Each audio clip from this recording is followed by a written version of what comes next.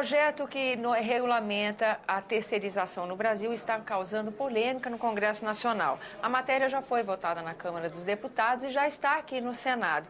E o plenário do Senado realizou hoje, nesse dia em que gravamos essa entrevista, uma sessão temática para debater o assunto. Estiveram aqui o ministro do Trabalho, acadêmicos, estiveram também sindicalistas e representantes dos setores patronais.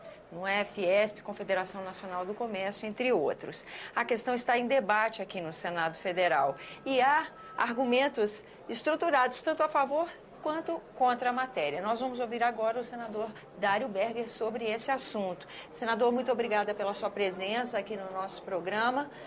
O senhor, como é que o senhor está vendo, acompanhando a evolução da tramitação desse projeto? O que o senhor está achando dessa proposta específica de regulamentação do trabalho terceirizado? Bem, eu penso que uma lei ela é boa quando ela busca um equilíbrio. Na verdade, a terceirização trava um certo conflito entre o trabalho e o empreendedor, a pessoa que dá efetivamente o trabalho. Num primeiro momento, pude perceber, e acho que a sociedade toda percebeu, que era necessário, vamos dizer assim, e até recebeu a notícia da aprovação da Câmara dos Deputados com um certo entusiasmo, com uma forma de criar um novo desenho de trabalho entre os trabalhadores e as empresas terceirizadas. A verdade, na minha opinião, é que a legislação atual é muito antiga, é de 1940, que regula essa questão onde os terceirizados estão inseridos. Né? A terceirização é uma forma mais moderna, mais específica de tratar esse assunto. Agora, há que se reconhecer os direitos adquiridos dos trabalhadores ao longo dessas décadas todas. Certo. E eu, como senador, como todo senador, e de primeiro mandato, vim para cá com os sonhos, ideais, e vim para cá discutir aquilo que nós podemos avançar. Não subtrair aquilo que nós já conquistamos com muito sacrifício. Certo. E os trabalhadores brasileiros, eles, de uma certa forma, eles são o pulmão da economia do Brasil. Porque as obras são importantes, mas as pessoas são mais importantes. Se não existissem as pessoas, as obras também não existiriam. E se não existiriam as pessoas, de nada adiantaria também ter as obras, porque é uma questão que precisa ser debatida. Bem, eu percebo que, de uns dias para cá, como o debate se ampliou, e eu acho que o Senado é exatamente o local adequado para se discutir esse assunto, é uma Câmara revisora, ela tem essa prerrogativa, e nós deveremos discutir isso da melhor maneira possível, de tal maneira, da minha parte, preservando os direitos dos trabalhadores, mas também, se for possível, modernizando regras, sistemas, procedimentos, que possam estabelecer uma segurança jurídica mais adequada para quem emprega e também uma segurança de não perder os direitos adquiridos de quem efetivamente trabalha. A gente viu hoje, durante o debate, quem é favorável à terceirização, que algumas críticas que estão sendo feitas, elas têm que ser reconsideradas. Por exemplo, tratando de estatísticas, mais acidentes envolvem os terceirizados, a remuneração é mais baixa. Explicou-se o seguinte, que quando essa soma, essa média aritmética que se faz, não leva em consideração o tipo de trabalhador. Porque geralmente o terceirizado engloba trabalhadores que têm uma escolaridade menor. Então, se você pega o contratado e o terceirizado e soma tudo, você gera distorções. O senhor acha que essa é uma boa advertência com relação ao problema? Eu acho. Eu acho que é uma boa advertência e acho que a tendência do mundo inteiro é regulamentar a terceirização. Os Estados Unidos, por exemplo, é um país praticamente terceirizado. Né? E eu acho que a terceirização, ela está sendo mal entendida, inclusive. Certo. está sendo mal entendida porque dá a impressão que empresas consagradas no cenário nacional, que empregam muitas pessoas, tipo uma indústria que tem uma linha de produção, que ela poderia, a partir da aprovação da lei da terceirização, terceirizar uma linha de produção. O que não é verdadeiro. Porque quem trabalha numa linha de produção é mão de obra qualificada, ele está treinado para aquilo. E uma empresa terceirizada que fosse oferecer esse serviço, teria que passar pelo menos 2, 3 meses, 6 meses dentro da empresa para profissionalizar, treinar essas pessoas para depois terceirizar esse serviço. Então, há alguns mal-entendidos com relação a isso, que são argumentos dos segmentos dos trabalhadores que dizem, então, que a partir da aprovação da lei da terceirização, tudo pode ser terceirizado. Eu não acredito nessa hipótese. O que tem que ser terceirizado é aquilo que, na verdade, já é terceirizado.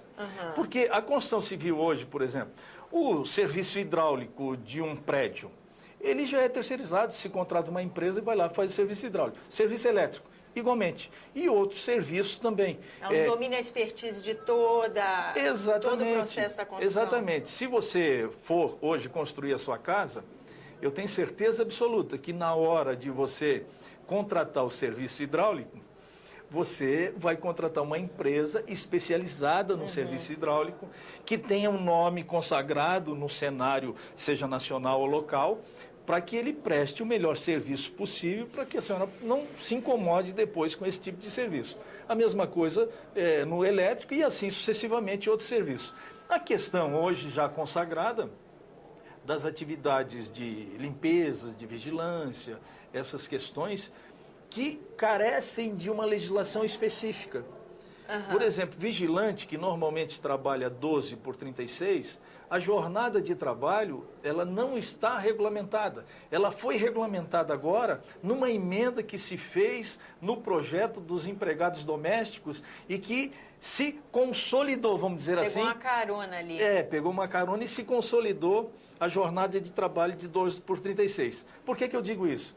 Porque alguns tribunais do trabalho não reconhecem a jornada de 12 por 36 porque não está estabelecida em lei. Né? É a tal da segurança jurídica. Então, aí não tem segurança jurídica e cria um impasse, as pessoas começam... por isso que eu falei que lei boa é aquela que tem equilíbrio, que tem segurança jurídica, que possa garantir os direitos e que os empresários possam estar conscientes do que estão fazendo, sabendo que no futuro não vão pagar um preço por aquelas atitudes que cometeram com relação a empregar ou não empregar mais um ou mais outra pessoa. Agora, hoje, durante a sessão temática, no plenário, por exemplo, o senador Marcelo Crivella falou que vai... O que acontece? O projeto vem da Câmara, então ele é de autoria da Câmara. Chega no Senado, ele é passível de mudanças. Mas essas mudanças vão passar novamente pelo crivo da casa autora do projeto, que no caso é a Câmara. Para evitar que todo o trabalho do Senado se perca, há quem proponha, como fez o senador, que esse projeto seja trocado por um substitutivo da casa, mais aprimorado, mais de acordo com a expectativa da sociedade, de empregadores e empregados, e com isso a gente resolve o problema da terceirização. O senhor acha que vai ser por aí? É isso? O senhor, frequentando o plenário, sendo senador, o senhor sente que essa é uma possibilidade? Olha, eu sinceramente, eu acho que essa questão é uma questão muito peculiar e está muito no princípio ainda a sua discussão. Eu acho que a maioria dos senadores ainda não formaram uma consciência definitiva de como encaminhar essa questão. Pelo que eu percebi, assim, né? Entendi. Todo mundo tem uma ideia, mas não se debruçou especificamente quanto a essa questão. Eu acho até que o presidente Renan Calheiro podia tomar uma iniciativa de criar uma comissão especial ou algo semelhante para fazer um estudo a respeito do projeto existente e uma proposta alternativa que viesse a atender os interesses tanto de trabalhadores quanto de empregadores. Mas eu queria acrescentar o seguinte: há que se reconhecer que esses projetos eles vêm à pauta e à discussão Porque o atual sistema brasileiro, o sistema administrativo brasileiro, tanto público quanto privado, me parece que eu não estou exagerando, não atende mais os interesses da população.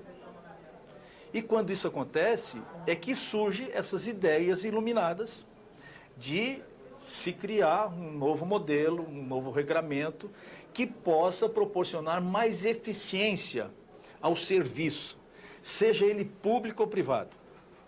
É notório, e as manifestações populares dos últimos anos me dão conta, e acho que dão conta para todos nós, de que a população brasileira está extremamente insatisfeita com a qualidade dos serviços públicos que são oferecidos. País está em xeque, né? Principalmente nos hospitais, nos centros de saúde, com relação à educação, com relação à segurança pública, à mobilidade.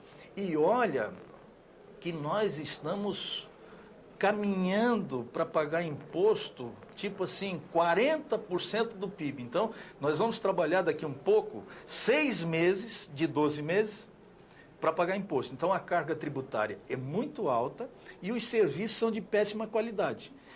Não há dúvida que o sistema administrativo, de gestão, da forma como está, ele faliu. Ele não atende mais às necessidades. O povo está indignado. Nós precisamos acordar para estudar que tipo de modelo nós precisamos implantar. O problema é que nós mesmos não sabemos. E o problema é que qualquer alteração nesse modelo que aí está, que não atende mais, ele vai ferir princípios, ele vai ferir direitos, ele vai exigir eficiência, coisa que não existe mais no setor público e não existe mais também no setor privado. É sério isso? Essa a questão de fundo de tudo isso que nós estamos discutindo é a eficiência no serviço público. Se o serviço público atendesse hoje às necessidades básicas, não é muito não, o direito de as pessoas se locomover com segurança, de ter uma boa escola de qualidade para colocar os seus filhos, de quando o meu filho às 10 horas da noite ou às 2 horas da manhã estiver fervendo de febre, ter um lugar para levar e ele ser atendido em tempo real. O que acontece hoje, como nós estamos presenciando e vendo, o que me causa revolta e indignação é de que crianças de colo com suposto princípio de dengue ficam um dia inteiro esperando para ser atendido e a gente vê o rostinho das crianças desoladas, assim, entristecidas, abatidas. Né? Isso não pode acontecer mais no Brasil. Com a carga tributária que nós pagamos, a eficiência do serviço público deve ser o objetivo de todos nós. E se isso acontecer, nós não precisamos de lei. Nós não precisamos de lei de terceirização, de consolidação do seu trabalho, nós não precisamos de nada. Nós precisamos de consciência de que todos nós precisamos fazer a nossa parte e fazer bem feita. Quando nós despertarmos para essa consciência coletiva e permanente, aí nós não vamos discutir. As questões são outras. Nós não vamos discutir se a terceirização é melhor ou pior, ou etc., ou se fere direito ou se não fere direito. A grande verdade é que, como nós não oferecemos esse serviço, aí nós vamos, através de uma lei, através de um projeto, aí eu, como senador, eu vou bolar um projeto de lei para buscar uma eficiência do serviço público. O que é muito difícil e que, infelizmente, não é por aí. Senador, queria agradecer a sua presença, seu ponto de vista tão diferenciado de todo mundo que a gente entrevistou até agora sobre terceirização. Foi uma opinião bem interessante, muito diferenciada. Agradeço a sua presença aqui no Argumento.